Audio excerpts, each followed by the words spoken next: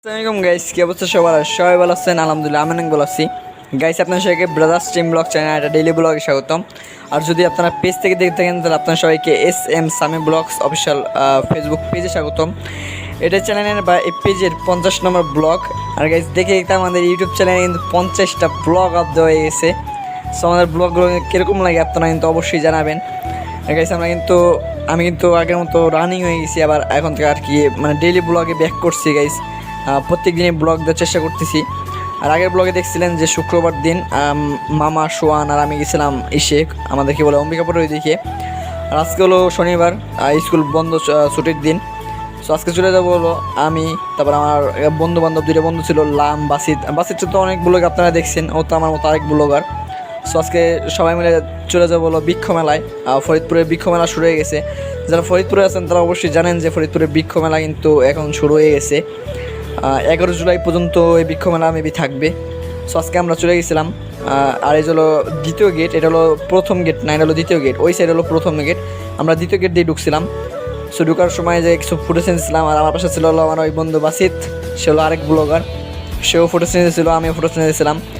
আর আমাদের আজকে বেজা লেগে গেছিলো যে কে কত ভালো ব্লগ বা কে কত ভালো ভিডিও এডিট করতে পারে বা বানাইতে পারে, কে কত ভালো ভয়েস দিতে পারে। সো এই নিয়ে আমরা তর্ক টাকা দিয়েছিলাম এক পর্যায়ে। সো পরবর্তীতে তো আফটারঅল যাই হোক, ফ্রেন্ড তো ফ্রেন্ডই, বন্ধু তো বন্ধুই। পরবর্তী আবার মীমাংসা হয়ে গেছে আমাদের দুজনের বিচ্ছে। আর আমরা হলো ওই জায়গায় ফাইজিং করছিলাম, দুজন মিলে ভেজাল করি। আর আমাদের মাঝখানে লাম পড়ে গেছিলো, একলা লাম আমাদের ভেজাল দেখে, কারণ ওই ভিডিও এডিটও করে না, ও ভিডিও ব্লগ বানায়ও না। আর এখানে দেখলাম যে গাইস আম গাছ ছিল, এখানে বিভিন্ন ধরনের আম ছিল, এখানে বড় ছোট, মানে এক এক ধরনের জাতের, মানে আলাদা আলাদা জাতের।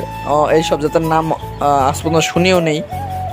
সো এরকম কিছুই ছিল ওই জায়গায়, কী বলে আপনার আম ছিল, আম গাছের চারা।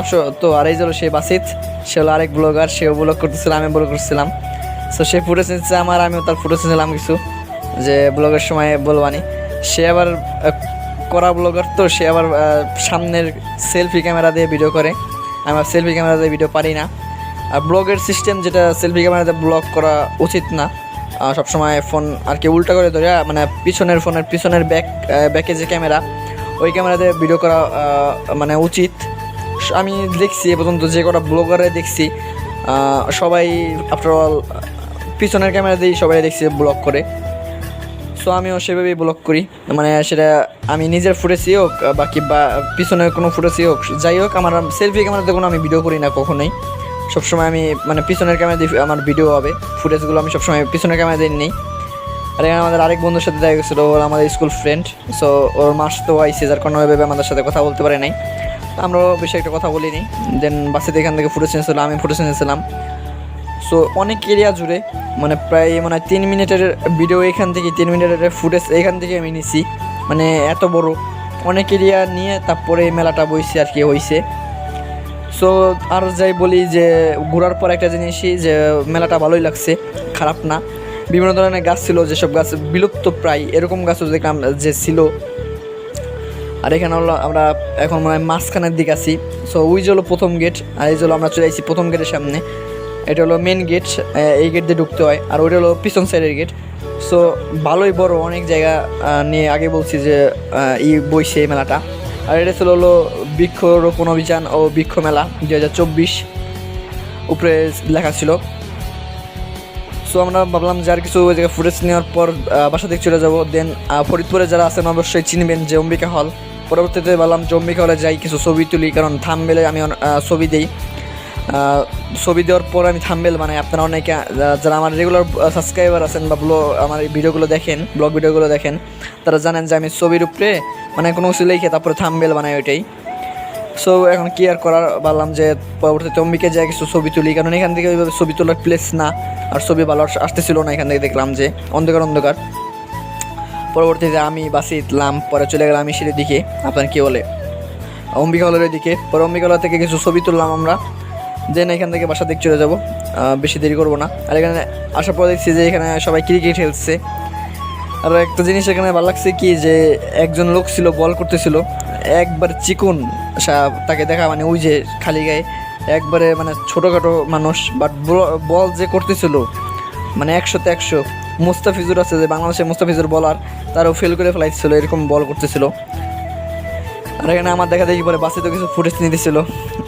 ওই যে সে তারা যার কথা বললাম, সে মানে দেখেন তার বডি দেখে আর কি কেমন হয়, বাট বল যা করতেছিল একটি মারাত্মক একটা বল করতেছিল, মানে বলগুলো অনেক সুন্দর ছিল, পেস বল করতেছিল। আর পরবর্তীতে দেখলাম যে বাস ভেঙে নিচ্ছে, যে এই জায়গায় ফুটবলও খেলা হয়, ফুটবলের বারের বাস হয়তো বা ছিল এটা।